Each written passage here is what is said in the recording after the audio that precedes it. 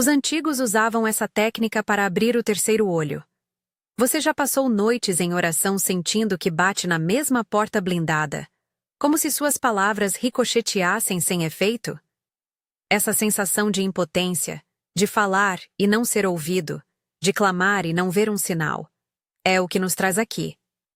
Hoje vou mostrar uma técnica ancestral, conhecida em tradições esotéricas como a chamada mônada, que os antigos usavam para ativar a percepção interior, o que muitos chamam de terceiro olho. Não é truque, nem fórmula vazia. É um protocolo prático de ressonância, de compatibilização de sinal. Se você está pronto para testar, escreva "Eu ativo a mônada" nos comentários e fique comigo até o fim. Antes de qualquer coisa, precisamos desmontar uma mentira que lhe foi contada sobre oração. A forma institucional de súplica, por si só, muitas vezes reforça a dependência. Nós pedimos, esperamos alguém responder. Há beleza e valor nisso. Mas também existe outro caminho, praticado por iniciados antigos, que funciona menos como pedido e mais como reativação de um estado. Reconhecer quem você é, posicionar sua autoridade interior, emitir um comando alinhado àquela identidade e então soltar. É isso que chamo de técnica para abrir o terceiro olho. Não invocar algo estranho, mas recordar a centelha que já está em você e permitir que ela ressoe de novo. Para seguir com cuidado, preciso situar a visão que sustenta essa prática. Nas fontes gnósticas, e eu digo isso como referência histórica, e não como a única leitura do cristianismo, fala-se em uma mônada, uma centelha primordial, a origem do seu ser. Em contraste com isso, algumas tradições descrevem forças que obscurecem a memória, termos como demiurgo ou arcontes, que representam, em linguagem simbólica, aquilo que protege e mantém a simulação do mundo material, que causa amnésia espiritual. Pneumáticos é a palavra antiga para os que despertam para a centelha. Ílicos são os que permanecem centrados apenas no material. Tudo isso é linguagem simbólica para uma experiência humana. Há uma parte sua que lembra. Há camadas que escondem essa lembrança. Trata-se de uma tradição específica de leitura, não da única forma de entender a fé cristã. Use isso como ferramenta, não como dogma. Agora, pense na cena bíblica de Lázaro. Jesus não entrou em negociação com a morte. Ele avançou com autoridade, falou e a ordem foi cumprida. Da mesma forma, na cura da mão atrofiada, vemos uma ação que reestabelece função, não por capricho, mas por restauração de ordem. Esses episódios nos servem aqui não como provas científicas, mas como ao menos duas chaves operativas: a reconhecimento da fonte e a declaração de autoridade. O que os antigos fizeram, e o que a chamada mônada formaliza, foi transformar essas chaves em um protocolo replicável: reconhecimento, autoridade e comando. A primeira chave é reconhecimento. Antes de tentar qualquer coisa, você precisa reconhecer a centelha. Isso é mais do que dizer, sou filho de Deus, mecanicamente. É trazer uma sensação visceral dessa verdade. Você pode lembrar um momento de silêncio profundo, um arrepio, uma vez que algo dentro de você já soube quem você é. Esse arrepio é a pista. O reconhecimento não é orgulho, é relembrar. Quando as tradições antigas falavam em lembrança, falavam de uma memória que habita no corpo e na alma, uma memória que, quando tocada, altera o circuito. A segunda chave é autoridade. Autoridade não é dominação sobre terceiros, é posicionamento interno. É o reconhecimento de que, como portador da centelha, você tem uma função ativa na restauração. Pense em Jesus diante do túmulo. Ele não pediu permissão ao lápide. Ele falou do lugar de quem opera a ordem. Posicionar-se em autoridade significa desfazer a narrativa de impotência que o condicionou a esperar sempre um agente externo. É afirmar que você atua como canal dessa ordem, sem arrogância, com humildade e responsabilidade. A terceira chave é o comando. O comando é breve, direto, sentido. Na antiguidade, Palavras eram entendidas como portadoras de força, não por superstição, mas porque a linguagem muda estados. O comando não é uma lista longa de pedidos. É uma instrução curta, enviada em correspondência com a centelha. Algo como, abre-se a visão, dita com ressonância interna. O comando deve ser congruente. O que você declara externamente deve estar alinhado ao reconhecimento e à autoridade que você assumiu internamente. Agora que você entende as chaves, vamos ao protocolo prático, passo a passo. Leia tudo antes e, quando for apropriado, pratique com atenção e responsabilidade. Não prometo garantias. Ofereço um caminho para compatibilizar seu sinal. Se tiver histórico de problemas psicológicos graves ou estiver em tratamento, converse com seu terapeuta ou pastor antes de práticas de alta intensidade emocional. Use este protocolo como exercício de atenção, nunca como substituto de acompanhamento profissional. 1. Desconectar. Imagine que você está diante de uma porta blindada. Em primeiro lugar, pare de lutar com os pensamentos. Em vez de travar uma batalha mental, posicione-se como observador. Respire mais lento, inspire contando até 4. Expire contando até 6. Apenas para desacelerar o ruído. Não peço que você interrompa responsabilidades. Peço que por um instante deixe as ondas superficiais do pensamento baterem e recuarem sem reação. Visualize que esses pensamentos são pó na superfície de um lago e que você recua para a margem. Essa desaceleração não é passividade. É criar espaço para algo mais sutil falar. 2.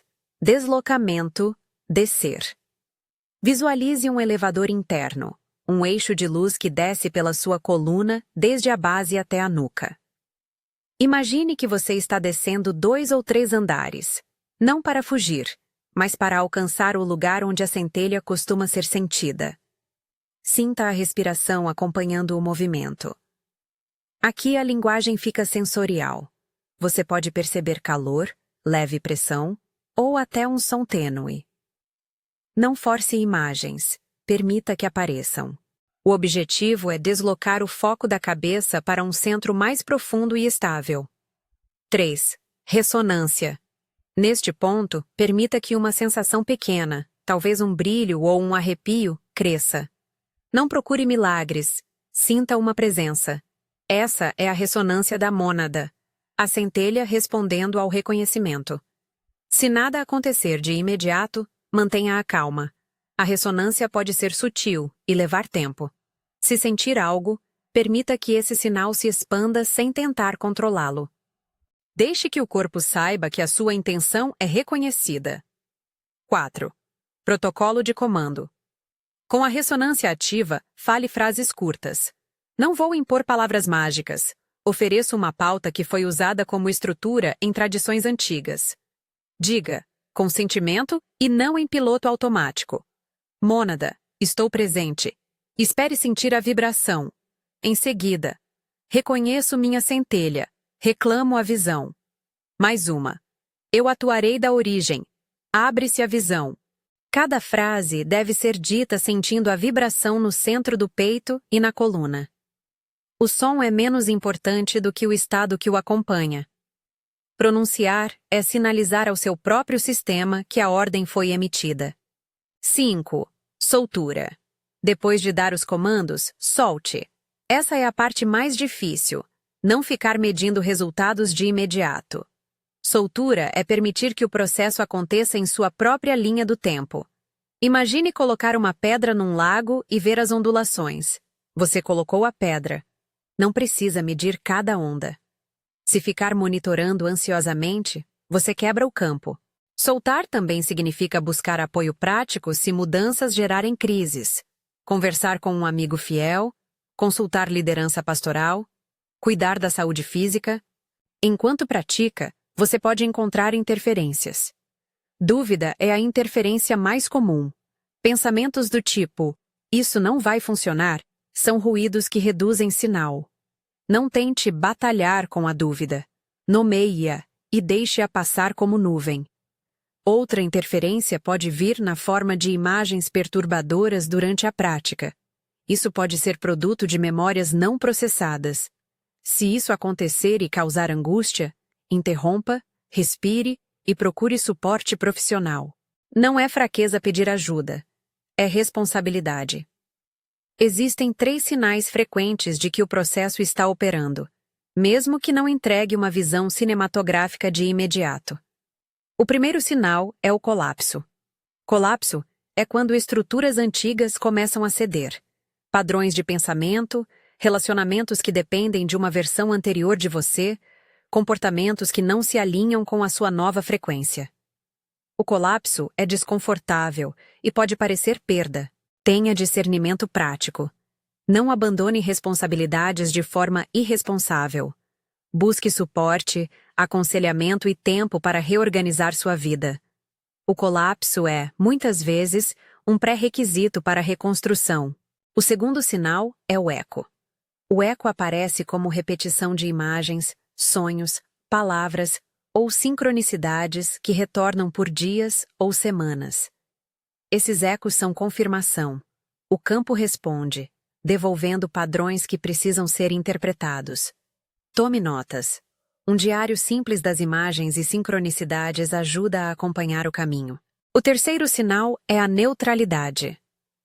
After the initial turbulence, a calm center may appear.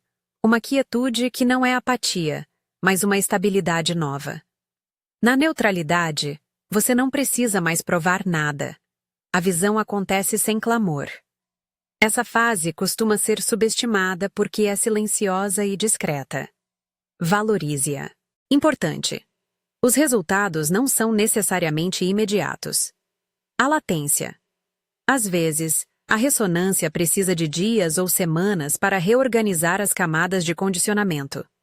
Não confunda latência com falha. Persistência respeitosa vale mais que obstinação cega. Como isso ativa o terceiro olho? Entenda terceiro olho aqui como um rótulo para percepção não exclusivamente sensorial, intuição ampliada, imagens arquetípicas, leitura mais clara de realidades sutis e de sincronicidades. A chamada mônada funciona como compatibilização de frequências. Você ajusta seu receptor interno para corresponder a informações que já existem além das superfícies. Quando a mônada ressoa, padrões que antes estavam borrados ficam mais nítidos. Não é que você ganha um poder novo de controlar o exterior como num jogo. É que sua capacidade de perceber e interpretar sinais se afina. Há riscos espirituais e psicológicos a considerar. Ativações intempestivas podem inflamar orgulho espiritualmente. Ver pessoas como pneumáticos, enquanto despreza quem segue outra via, é ecologicamente e pastoralmente destrutivo.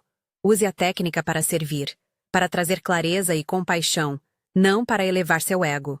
Se sentir-se isolado ou alienado após uma ativação, procure comunidade.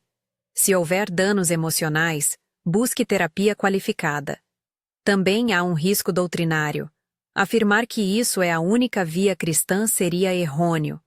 O que proponho é um caminho praticado em certas tradições antigas que dialoga com imagens cristãs. É legítimo como ferramenta, não como substituto da fé histórica. Respeite suas raízes e o discernimento comunitário. Agora, vou conduzir uma breve chamada que você pode usar como padrão.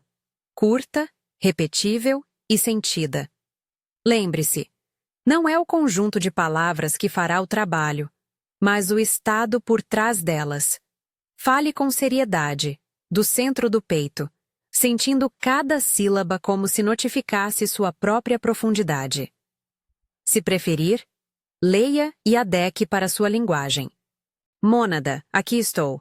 Reconheço a centelha que me habita. Declaro minha autoridade como filho, a da origem. Eu ordeno. Abre-se a visão. Revele-se o que deve ser visto. Está feito. Repita uma vez com intenção. Depois, respire e solte. Não repita mecanicamente. Execute o protocolo. Desconectar, descer, ressonância, comando, soltura. Depois da prática, registre o que sentiu. Mesmo que pareça sutil, anote. Se vierem sonhos ou imagens, escreva. Se surgir um colapso, Uma mudança de perspectiva que gera perda? Busque apoio prático. Não interprete todo o desconforto como purificação mística sem critério.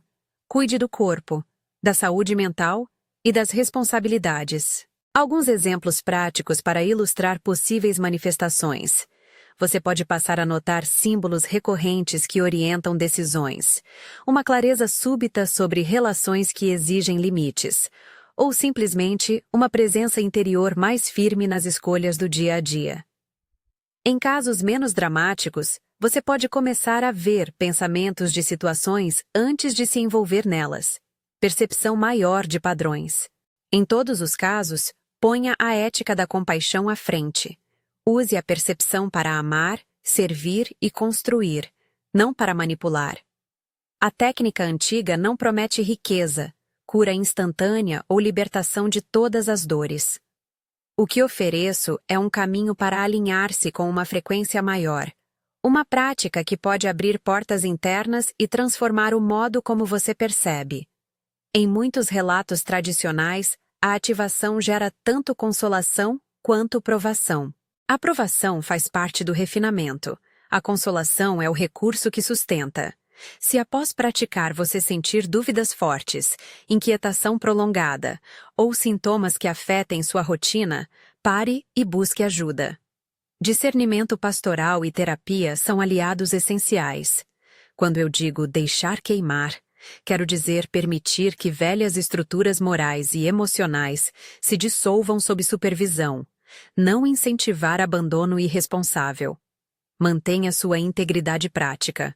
Trabalho, família, saúde. A transformação interna não é desculpa para negligência. Para encerrar, uma palavra exortativa. Essa técnica é um convite à responsabilidade espiritual. Estamos reclamando uma memória perdida, não inventando poderes.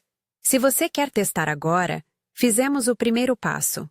Você deixou um comentário. Pratique com regularidade moderada e registre as mudanças. Lembre-se das 3 chaves sempre que duvidar: reconhecimento, autoridade, comando. E lembre-se também dos 3 sinais: colapso, eco, neutralidade. Se essa mensagem tocou você, inscreva-se para acompanhar as próximas ativações práticas onde aprofundarei protocolos de limpeza, como lidar com interferências mais persistentes e como integrar novas percepções no cotidiano.